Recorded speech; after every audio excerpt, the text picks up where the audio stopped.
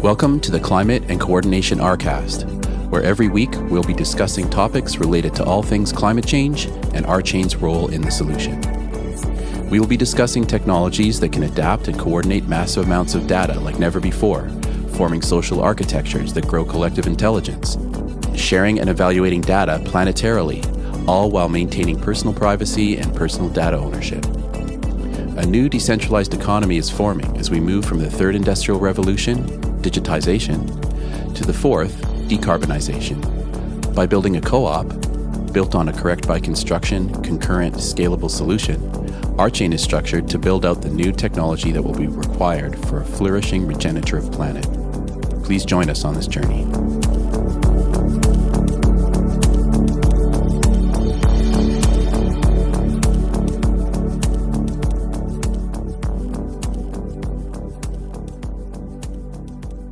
Fabulous. Well, welcome to another installment of the Climate and Coordination RCAST.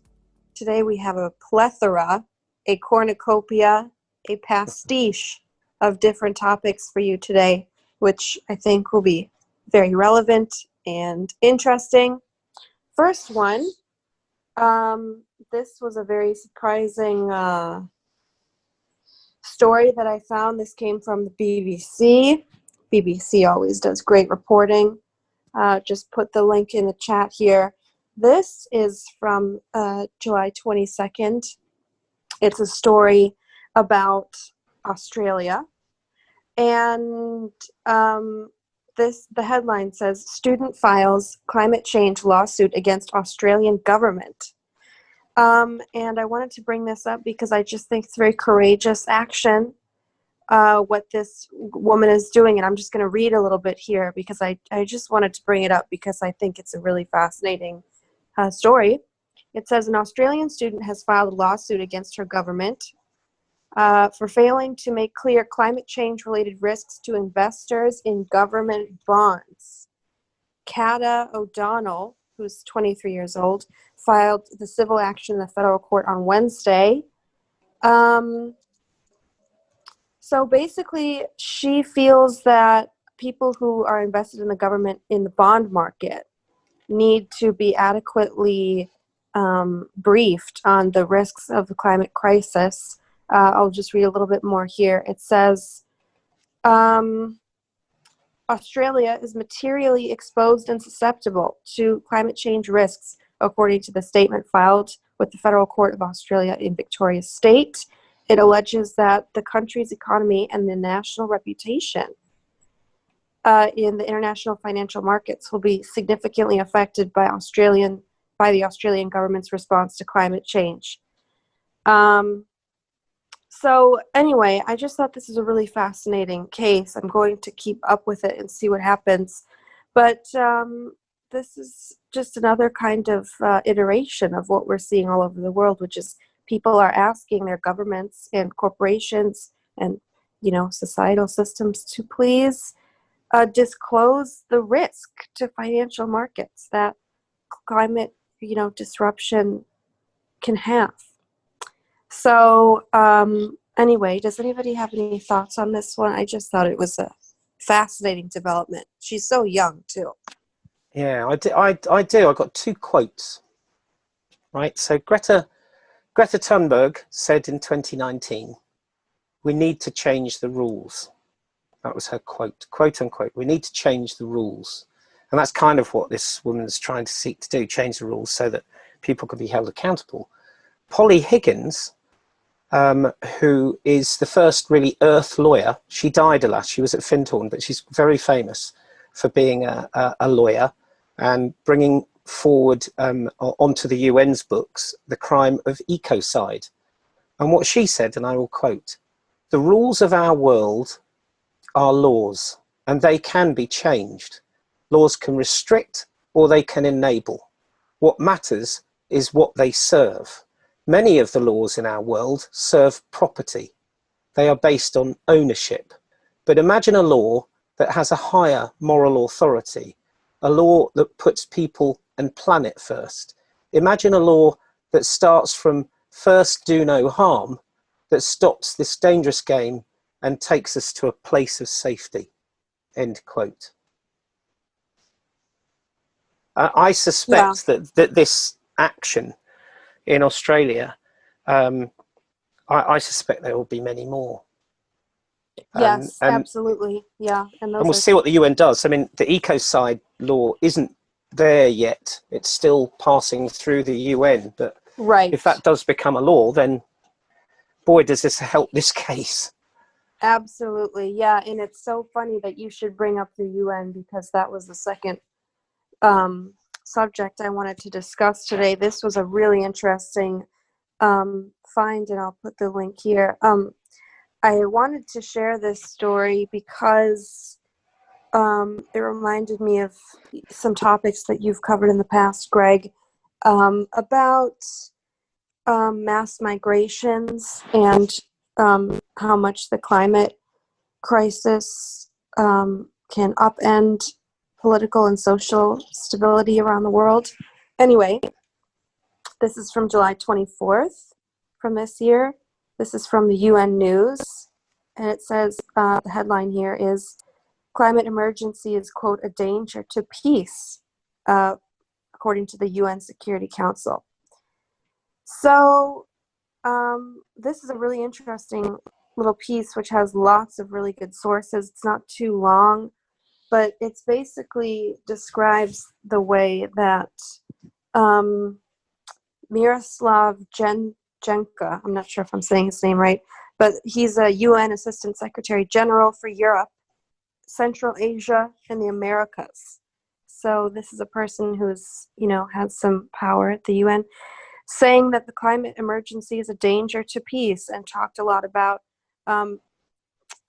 immigration, mass migration, talked about climate instability in places that are politically unstable already. I'll just read one little bit of this because there's a lot in here, but it says, "The failure to consider the growing impacts of climate change will undermine our efforts at conflict prevention, peacemaking, and sustaining peace, and risk trapping vulnerable countries in a vicious cycle of climate disaster and conflict." And I know that there are some people who've talked about this in the past, but I've never seen an article about it talking about the climate being a danger to peace. I think it's a really important step forward to not just say, oh, it's a danger to the markets, it's a danger to, this and that, but to actually say that it's a danger to human beings being able to live at peace is really important. Obviously, it should be well known, I'm hoping, to people that the Syrian civil war, which went for an extremely long time and I think is still going on, but now, of course, there are lots of other players involved, including the United States, but that war was in part started because of an incredibly long drought, which destabilized a bunch of people who relied upon agriculture to live. So this is a really fascinating piece. I highly recommend it for anybody who's listening to this, because the UN has often a very well-informed perspective. They really are, watching over the whole planet. So it's nice to read from their website. So does anybody have any comments or thoughts about this one? Well, no, I mean, we've talked about it a lot, right? The climate change is there's no question it's going to cause people to start shifting. It's gonna shift distribution routes. It's gonna just shift supply chain, and it's gonna shift populations. And there's no question in this regard. I mean, when you have a public figure like Neil deGrasse Tyson in September of 2017 on CNN saying, we don't have the technology to move all our coastal cities inland by 25 miles in 20 years. That's just the tip of the iceberg. right? But even that should cause some considerable concern. That was a nice pun, by the way. It's just the tip of the iceberg. Indeed. Um,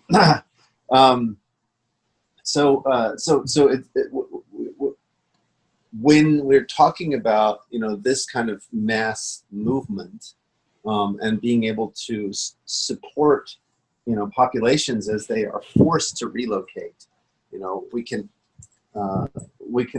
it's not going to work to try to close borders and do all that kind of stuff, because it's going to be too global, right? That isn't going to work, and it will only result in more conflict, which will only exacerbate the situation, right? War is the least friendly to environment. So we have to be more compassionate in our responses, which means we have to provide mechanisms whereby people don't lose their identity, they don't lose their bank accounts, they don't lose their credentials, all of those kinds of things. And blockchain is certainly one way to do that. So that's, but it's a point I've made over and over and over again. So, but maybe there are listeners who are just coming to our podcast, and they haven't quite yet considered these points. So I guess it Right. I mean, I mean, obviously this situation is not new to talk about it, but I do think it's new that a group like the UN is announcing that the climate crisis is a threat to peace. I think it's a very Totally. it's a bold statement. I mean, it affects you. Well, if you look at, because you see it from a different perspective in the States, right? Because you border Canada, and there's not exactly migration in that direction, but you do border Mexico, so you do see migration of people. May or may not be to do with climate change, but something has changed in their lives. Well, certainly to make a lot of it important for them to make that journey. And in Europe, we see it. It's why Brexit happened, right? It's one of the reasons behind Brexit.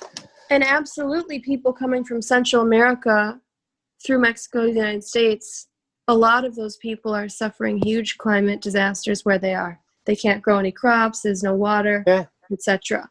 And that doesn't really get talked about, and it should get talked about. And same in Africa, and that's why you get all these people leaving, you know, southern Sudan, and you know, and ending up on boats in the Mediterranean.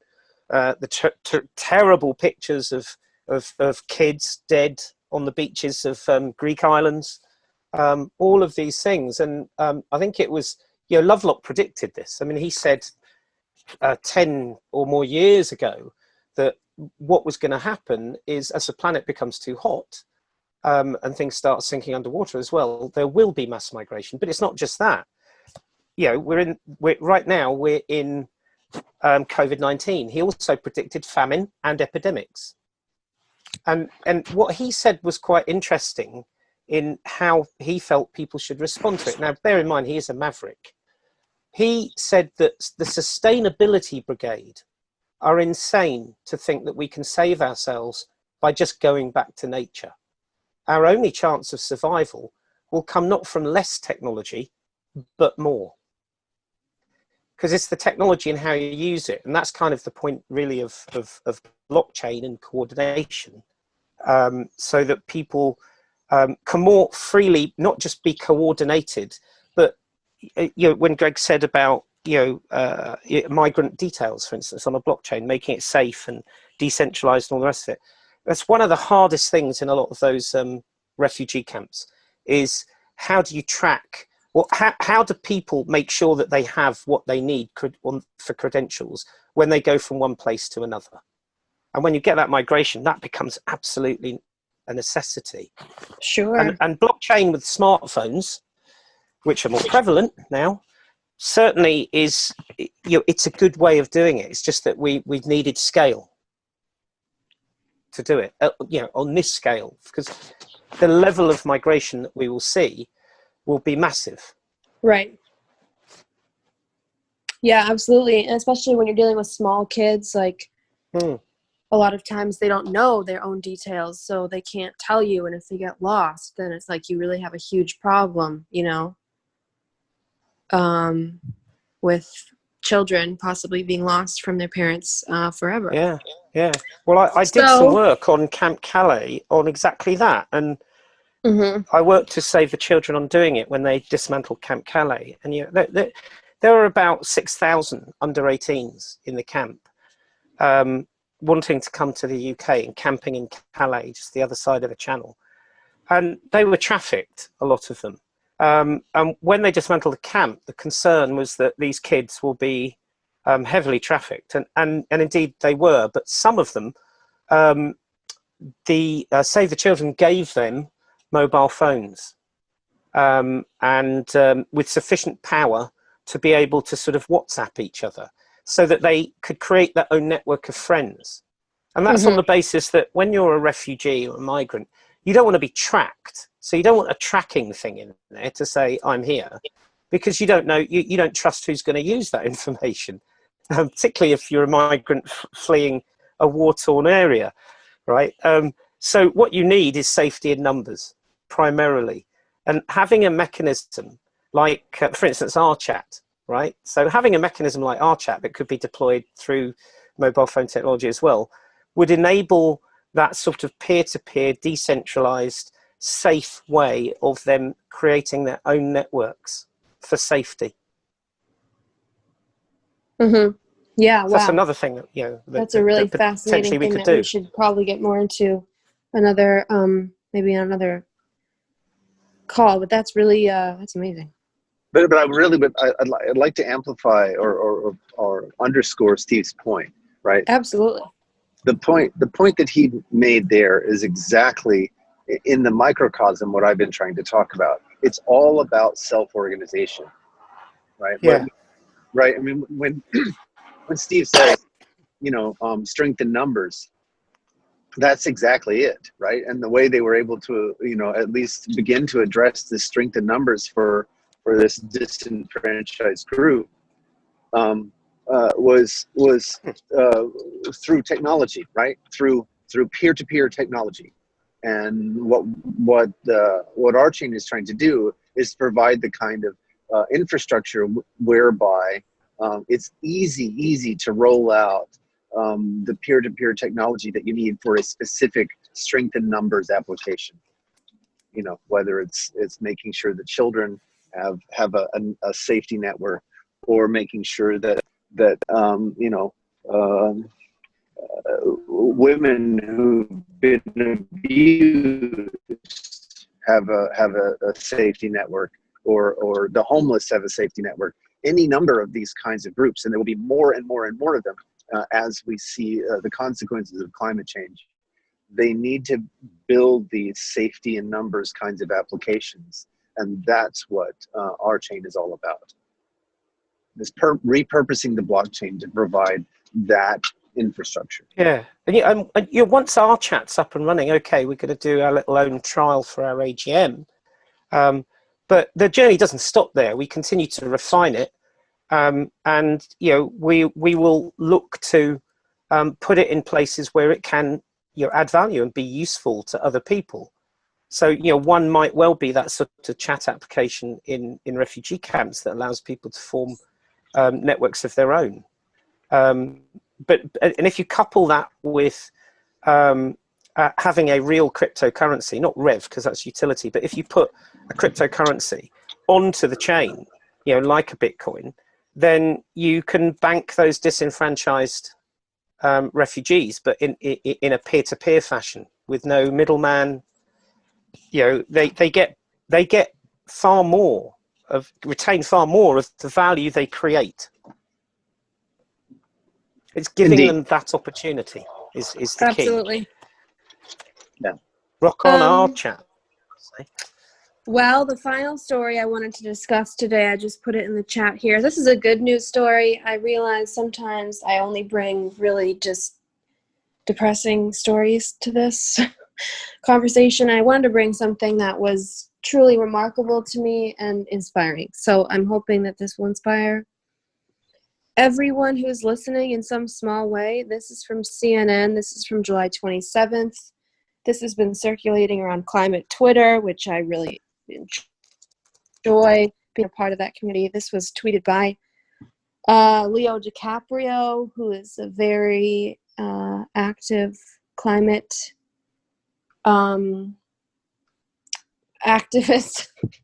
I didn't say that very well, but anyway, he is always sharing really interesting articles and interviews and things.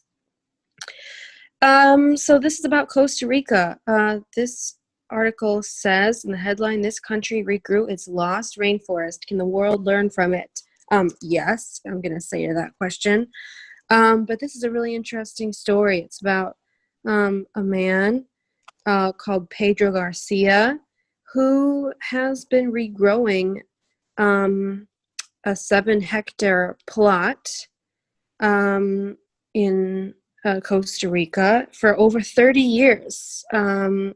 And obviously Costa Rica suffers from huge levels of deforestation, like most rainforests, but this is a really beautiful, in-depth story about how a huge portion of the land that has been slashed between about 1987, it says, and now a lot of it has grown back because people have taken matters. People like this guy, Garcia, Pedro Garcia, have taken this into their own hands. And so I'll just read a little piece of this because I really wanted people to hear a piece of good news. It says, in the 1940s, 75% of Costa Rica was cloaked in lush rainforests. Then the loggers arrived, chainsaws in hand, cleared the land to grow crops and raise livestock. While there is ongoing debate about the extent of reduction, it is thought that between a half and a third of forest cover had been destroyed by 1987.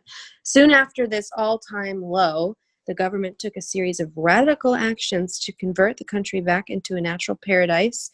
In 1996, it made it illegal to chop down forests without approval from authorities, and in the following year, it introduced PES. Today, almost 60% of the land is once again forest. So they've, come back from being less than half to being more than half. It says cloud forests envelop the country's mountain peaks, thick rainforest lines the beaches of the south, and dry forest sweeps the northeast. This rich landscape is home to around 500,000 plant and animal species. So this basically just discusses how these people are growing the rainforest back, what they're doing, how is the government helping, how fast is it happening, why is it so hard to do this, and it's just a really inspiring story. So I would encourage anybody to read this piece on CNN. I think it's a really nice explanation. You don't often get a look into the fight to bring these rainforests back. We all know that they're being burned around the world, which is a total absolute crisis. And I know that Greg is going to say that we need to preserve the forests because the old forests can store the most carbon, which is extremely important. But I think this is a really good news story. It says at the end, this is a combination of political will, environmental passion, and tourism that has enabled the country to become a pioneer in reforestation. And of course, at the end, it says the secret to Costa Rica's success is its people. We have created peace. Pura vida. Nature is in our DNA. So I just thought this was such a nice piece. I'm really hoping that people will read this and see that progress can be made. We can do the right thing and turn this ship around, but obviously it's not going to be easy. So I just wanted to share that because I think it's a really nice story. I've got another nice one in the same vein, exactly the same vein, but kind of the other side of the planet. In Scotland, there's a guy called, I've posted a link, Alan Watson. I actually heard him speak. He's really good speaker. And he spent a lot of time, oddly enough, in South America. And when he was doing all the work that he was doing before he sort of figured out what he was going to do, he realized there was just this ridiculous harvesting of trees from everywhere. And it affected him so deeply that over 30 years ago, he started reforesting. And he founded a charity called Trees for Life 30 years ago. And what he's been doing is, when you look at, people will find it funny, but he says that Scotland's a desert. And what he means is that if you had looked at Scotland 200 years ago, the ecosystem in Scotland was completely different. There were these rich Scotch pines, and there were deer, and there were all sorts of things living in harmony. And through the Highland clearances and all the rest of it, they chopped down all the native trees, largely. So the large forests that were there went away. They've started putting things back again, but what they've been putting back, until Alan got involved, was the wrong trees. And the reason people put the wrong trees in often is they actually are really using those trees as a means to earn money later. So they quick growing trees in nice lines, and then they chop them down 10 years later. And he showed the way that you shouldn't do that. You should absolutely sort of go for a more rewilding approach. So when you said what you said about Pedro, that's so similar to Alan. I suspect they've met, so it wouldn't surprise me. But Alan Watson, he's world renowned for planting trees and for understanding what's a good tree to plant somewhere versus what's a bad one. And I was really taken with what you said about the sort of ecosystem into which he was doing that, Pedro that is, because that's exactly the right thing to do. Absolutely, yeah. It has to be a rewilding approach, not just sea of monoculture. Yeah. Wow, We have rewilded our garden, I would like to say. So as a contribution in the same direction as Pedro and Alan, we've got about a 2-acre plot, and we have rewilded it. It's incredibly rich in insect life and weird things that who knows what they are sometimes. Badgers, foxes, deer, all sorts. So and there is I did hear from somebody who's one of the top rewilding people in the country, doesn't live too far away, from a place called Knepp, which is a country home that's been rewilded. Isabella something or other. And she actually suggests that, if anyone has a garden, have a small patch of it that you allow to be that, let that get rewilded. You don't have to do all of it, just a little bit, which is a good practical thing to do. And she said that you'd be amazed at what happens. He said the hardest thing to do rewilding, should anyone decide to do this, and I do know this from practical experience, is you have to take your hands away. You mustn't interfere. It's really hard to do that because you think, oh, I'll just pull that or do this. You just let it go. And it's brilliant. Nature's amazing. Wow, you've really inspired me. I have this corner in the back of my yard that has just been rewilded by accident, and I keep looking at it going, oh man, someday I'm going to have to hire someone to come in and make this all nice and tidy and clean. But yeah, don't. If what you should do is in the locale where you are, find out what wild flowers would normally grow in your area. What would have been the indigenous wild flowers? And when the spring comes, get a packet of seeds that are those flowers and just sprinkle those across as well. I am totally going to do that. Thanks.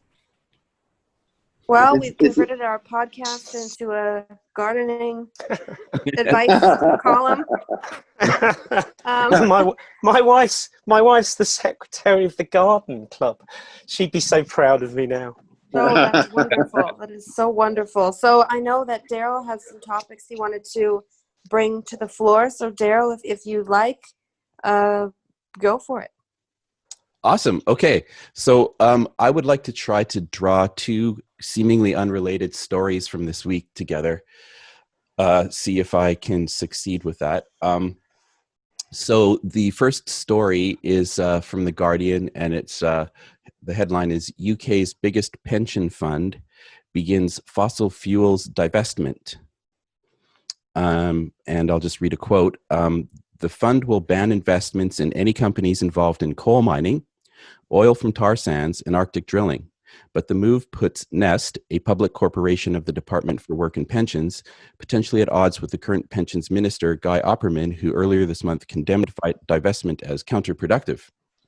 The ban will mean that some of the world's biggest mining companies, such as BHP, can never be part of Nest's shareholdings, as long as they derive profits from digging coal.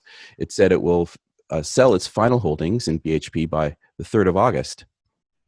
So, to me, this article represents another piece of evidence that we have been speaking about regularly, that the carbon era is over as of 2020. There's no turning back. We have reached peak demand when it comes to fossil fuels. The safest investors of them all, pension funds of all things, have decided that fossil fuels are too risky to invest in now. So I think it's safe to say that we are at the apex of the shift to a new era, and we're looking at the other side now. We're sitting at the peak of the mountain and looking forward to a new world that's hard for any of us to properly comprehend. The way that new world looks depends on your outlook. Jeremy Rifkin calls it the third industrial revolution. Thomas Stalker calls it the fourth. But they're both talking about the same thing. So I'd like to play a video excerpt from a speech from Thomas Stalker. So Thomas Stalker, let's see, via Wikipedia, he's a Swiss climate scientist. Since 1993, he's been a professor and head of the Department of Climate and Environmental Physics at the University of Bern. Excuse me again. In 1993, Stalker was awarded the Swiss National Science Foundation's National Latitz Prize, 2009, the Hans Oettinger Medal and the European Geosciences Union, and in 2017, the Marcel Benoit Prize. He's a fellow of the American Geophysical Union and a member of the Academia Europaea and the American Meteorological Society. So, he's pretty qualified to talk about this stuff. So if I could just share my screen, it's just this 2-minute end of this speech that he did. So here we go. Here. What we need is an industrial revolution in order to limit climate change to well below 2 degrees Celsius, what the Paris Agreement simply says. What is that, a fourth industrial revolution? Well, we all lived to the mechanization, the first industrial revolution. The second industrial revolution was electrification. The third industrial revolution, many of us, if I look at the gray hairs, have actually lived through that as well, digitalization. We're still in that industrial revolution. But the fourth industrial revolution looks like this. New products that liberate us from the fossil fuel dependency. And we call that decarbonization. And it is truly an industrial revolution. It is global. It is difficult. It requires all our strength and willpower. An industrial revolution is not only a pain, how these same politicians want us to believe. Decarbonization is not possible. It's destroying all kinds of things that we are used to. No, look at the past 3 industrial revolutions. What did they do? They created smarter products. They created new jobs and new professions. Some old jobs, of course, disappeared. They produced overall a better life quality. And with the mistakes that we have experienced in the past 3 industrial revolutions, I'm personally convinced that we will make fewer mistakes in that 4th industrial revolution. And overall, every of the 3 past industrial revolutions has created new values. Thank you very much for your attention. Yeah, that was good. Yeah, that Very was good. great. Okay, so we have this this idea of a fourth industrial revolution, and the idea that we're coming out of a digitization era and into a decarbonization era. And the thing that I like about Stocker's angle, the fourth industrial revolution versus Rifkin's third, where he kind of lumps digitization in with it, is that he makes this clear distinction that really points out the pivot point that we're currently witnessing as of this week. Because what we saw this week is the big four, Amazon, Apple, Facebook, and Google. They all testified in Congress, and the major focus was on whether these companies have unfair monopolistic advantage that allows them to swallow up or crush competition and therefore stifle innovation. So, we're seeing this sentiment being felt, and I think it will only increase in the public eye. And so what could happen as a result of this is that we could see us move to a true, actual sharing economy, where everyone who participates are the owners through the tide of the decentralization movement. So I wanted to make go. If you're on a flow, go ahead. But I want to make a point in this regard. But go ahead. Actually, I was just going to talk about something that you said on Monday at the Casper stand-up that kind of really stuck out to me.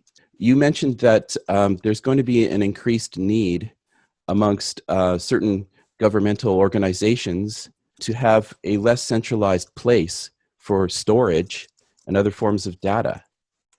And I think that we're going to see an increased crescendo in a call for something like that. So I'm not sure whether that's what you were going to talk about, but it's close. It's closely related, actually. Okay. Which is it ties together several themes. So when I've used the word self-organization, another way we can think about that is rewilding the human organization. Right? We talk about rewilding patches of land. Well, one of the things that Rifkin has talked about a lot is that there's a human organization structure, a template that has come with the third or the previous industrial revolution, right? That has to do with a very top-down command and control structure, and that's not going to work for us anymore. In the same way that deforesting, the rainforests is not going to work for the planet in general. We have to move to a wilder approach. We have to, allow for self-organization, and that's where, these points that I've made about decentralized storage and decentralized compute come into play. Digitalization was very important, and it might not have worked. We might not have understood its real potential had it not been centralized, so that we could build these high capital, high labor intensive networks. But once you have them, and so it's sort of like building the pyramids, right? You need to have some kind of way to mobilize the will. But once you built them, then you can begin to see, oh, wait a minute, the reality, the truth of this technology is much more about decentralization, right? It much more reflects the power that we already find in nature, which is massively networked. The trees are networked, the mushrooms are networked, the bees are networked. Everything is networked, right? It's all about decentralization. Yeah. Like what Rifkin was saying was that we're at this kind of early stage of digitization where we're still basing it on the old industrial models of the previous revolutions, the previous industrial revolutions, where you have an idea or a product, and then you establish ownership of it, and then you become the CEO of the thing that you establish, and then you proceed to capitalize off of the ownership of this thing, very centralized, that you are building by paying people to help build this thing that you own, right? We're going to see a shift away from this. And this is what I love about Rifkin, is because he recognizes that co-ops are the future, because we're going to see a shift away from this kind of top-down ownership model. Yeah, exactly. That's exactly right. I'm just going to say, sort of reflecting on that, if you look at the Industrial Revolution, it was probably the seed for centralization. Because before the Industrial Revolution, people were on horses by and large. And so communication between different cities, towns and villages was very slow. And so there was much more local autonomous control than there was centralization. But then along comes the Industrial Revolution, along comes cars, right? And this single act, Ford making available a vehicle, as long as you wanted it in black, that was affordable, meant that the distance between these places became even less. And then, Alexander Graham Bell, the telephone, then you get, the internet, and suddenly distance is no longer an issue. And because distance isn't an issue and value is not distributed evenly, the centralization mechanisms that are put in place are only simply a reflection of barons in England in the 1400s. It's those people that had usually enough money behind them, that could take advantage and centralize. So you get petrochemical companies, you get Facebooks, you get the Googles, all of these things. When you look at decentralization, and by the way, our democracy, representative democracy, is a reflection of this. That's why it's not participatory, because they couldn't control it. Centralization, it's got us a long way. Quality of life, got to say, since 1400, I think we're doing quite well. But now it starts to fray. And in computer science, that started with open source. It started with the establishment of essentially repositories of open source software, where software people like me did not want to leave one job and go to another and have to rewrite all of the basic code that you would normally, if you were a plumber, expect to have in your tool bag. That's why GitHub worked. It's because that's what programmers needed to be able to sell their value. It rebalanced their value. I mean, now if you get an interview, you're expected to have a GitHub repository. Bitcoin was a reaction to centralization too, that came after GitHub. And so I would say it's inevitable. It will be painful, but centralization will continue to grow. And of course, blockchain technology and peer-to-peer technology are a huge part of that.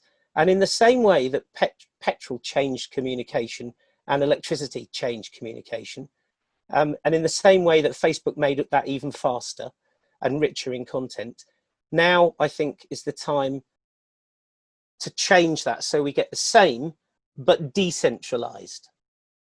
And that will balance the value, just as GitHub has balanced the value in many respects for software professionals. There you go. That's my little rant. Here, here. That was awesome. Yeah, I mean, to me, the term industrial and the word industrial and the word revolution, I don't know if those words are going to apply to this next thing. We talk about it in terms of the past other ones, but I don't know if the next thing we'll end up calling, an industrial revolution. Maybe it'll be something Renaissance, or I don't know. Could be. Well, I think it will be. I think it will coexist. Centralization and decentralization. It will coexist. Yeah. I don't think it's one versus the other. Right. The problem is they've had a monopoly, right? Yeah. So I think you're right. I think this is an evolution. Yeah. Yeah. Not a revolution. Yeah. Sorry, Greg, you were going to say something. No, that was why I was trying to speak to a slightly different terminology. I mean, I really believe that we must rewild the human organization. we've been under command and control for a very long time. It's now time to look at these wilder forms. And a lot of it has to do with exactly the technique that Steve was talking about. You have to be able to take your hand away, let it go. Mm-hmm. Man, I applaud that, because at various times in the life of the co-op, we discussed things in the governance committee, for instance, where there's a degree of nervousness about taking your hands off, but there's an innate belief that that's the right thing to do. And it's very interesting to sort of see that play out. It is. I find it fascinating. Yeah, it's a tough one, right? And I think it's a But at the same time, one of the things that happens is you begin to be surprised. Yeah. And that leaving room open for surprise is so rewarding, right? Who would have anticipated the kinds of developments that have happened with RChain, especially when it comes to just the basic development team, right? This is so interesting. How we had people who came, like we had one person who came in largely with an investor mindset, who has become one of our core developers, right?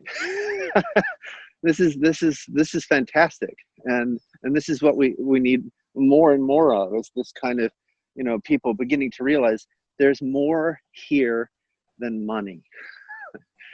And the more, and as you said, and in fact, as Stalker said, it's a shift in values. Mm-hmm. Yeah, which oddly enough almost brings us full circle, because I would say, looking on what Pedro Garcia did, right, and the fact that actually what happened is he wasn't particularly looking to make a profit, but in the end what he did was change what he got value for, and that value was for ecosystem services and ecotourism. Yeah, I mean, there's no amount of money that you could possibly pay somebody to do that, which would reflect the actual value that they create. Although I would hope that he's not in poverty, but it says he's self-sufficient. So, and that's brilliant, because, in terms of living in this world in a more sustainable way, self-sufficiency rocks, right? Mm-hmm. And he's clearly done it, and he's done it in a way that's sort of almost magical, because these other things, as Greg was saying, these other things have occurred that probably he didn't think of at the time. And certainly in the article, I guess they mention it because they think it is quite quirky, in the best possible way. One thing that I kind of find exciting when I hear some of the aspects of Rifkin's latest book, and by the way, I'd like to kind of give the full title of the book, because I think it's proper to give it the full title, because it's called The Green New Deal, Why the Fossil Fuel Civilization Will Collapse by 2028, and the Bold Economic Plan to Save Life on Earth. Mm. It's a great book, but one thing that he points out is that when this kind of paradigm shift occurs, where we move away from centralized ownership of companies and we move towards shared ownership of companies, and it will be driven by the younger Generation Z, generation, who will kind of be the drivers of this kind of pivot. Profound change happens because of that very change in the structure. When the makers and the users of the thing share in the ownership of it, they conduct themselves very differently. They prioritize very different things. There's not really such thing as externalities in this kind of a structure. So it's profound. It's a profound shift that's happening. And of course, if one has a wider sense of ownership, Mm-hmm. In order to make decisions, right, you got more people involved in the making of those decisions. Yeah. You need something that can be trusted, that's secure, in which you can deliberate about the things that you need to do in that company.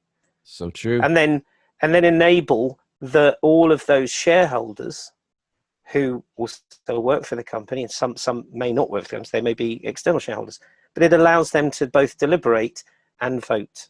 Exactly. I don't know if you can possibly envision this working properly in this day and age without a scalable blockchain solution. Yeah, well, it comes down ultimately. It's something that I talked about when I did that interview. God forbid how that went, really. But when I did that interview for Crypto News, whatever it was, my big theme really was about trust. That it's all about trust, really. And it's funny that we call it, trustless networks.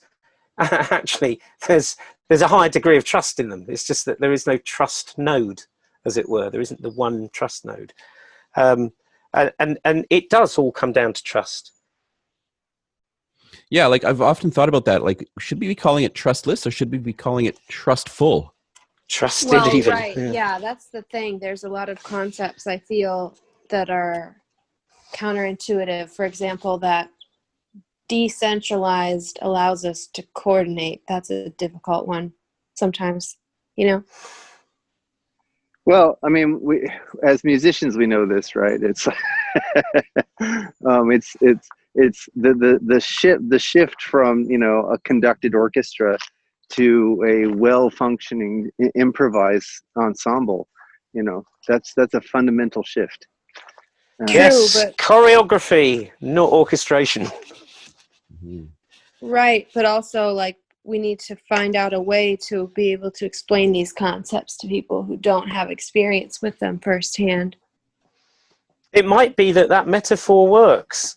I think it comes naturally. I think Choreography versus orchestration. Well, 'Cause if you think choreography of is a, usually dictated by well, no, there's a dance. script. There's a script. So if you think about more free form, there's a script that you follow. And there's a dance notation that I found years ago. And the dancers rehearse their bit. And there's synchronization points. And they can be as expressive as they like, as long as they come back to the synchronization points. And I guess, I mean, I'm in danger of speaking to people who know a lot more about this in music than I do, that's for sure. But I see jazz in the same way. There's a basic structure that you can explore, and there are some things that you can do that kind of work, and there are things that perhaps don't work. But there's a basic structure, and there's synchronization points built in, rather than a conductor of an orchestra. Right. Who's treating the orchestra as a whole as their instrument. Of course, Duke Ellington was a conductor, but I see what you're saying. I think it's a good metaphor. Yeah, and I don't think people need to be taught it. I think we're all born with it. Music is deeply, deeply woven into our evolution. Well, it We formed all- the history between me and Greg. Indeed. Well, are there any final comments on any of these fantastic subjects we've discussed today? Yeah, I'll declare a potential action that might arise, because I sent you guys an email Oh, great. earlier today. But the action that might arise, I would be really interested in what you guys think. But I sent you an email about the Eco Village Network, right, which is a global network of villages, of which Findhorn is one. There are many across the world. And they kind of work in this sort of decentralized way. You know, they have a village, which is geographically has a boundary that's geographical, but they interact and coordinate and collaborate with all the other eco villages around the globe. And there is this the president is this woman called Jennifer Abando. I think she's Brazilian, not sure. So what I was going to do was, because I'm working on RChat at the moment, and when I'm not doing this sort of techie stuff, I'm starting to put together a storyline as to how it could be used. And I wanted to do a storyline that we could pitch to the Eco Village Network through Jennifer, and to see if they would be interested. I mean, what the co-op will want to do, I'd be tempted for the Eco Village Network, if they did take it on early, I'd be tempted to give it to them for almost nothing at all at this point. But that's kind of like an action item from this little podcast that maybe we can follow up on next time to see where we are with that. And maybe it'll be an opportunity when I've sorted that out, probably about a 5-minute pitch, no longer. I can try it out on this call, on you guys and whoever wants to watch it, to see what people think. Sounds awesome. Absolutely. That sounds great. Yeah, that sounds great. It's a day in the life of the Eco Village Network from the perspective of RChain. So Sent you much the for email. listening. So you've got her name. You can Google for her. If you click on Eco Village Network, you'll find the Eco Village Network. And this is just so aligned with all that we do and all that we say. Absolutely. I completely agree. So thank you everybody for participating in the Climate Coordination RCAST. Thank you to all the listeners. You can subscribe to us on YouTube, become a member of RChain at rchain.coop. And if you'd like to be a guest, please email us at climate@rchain.coop. Thank you all so much. Thank you. Thanks, Nora. Thanks, everybody. Thanks, everyone. Bye. Bye.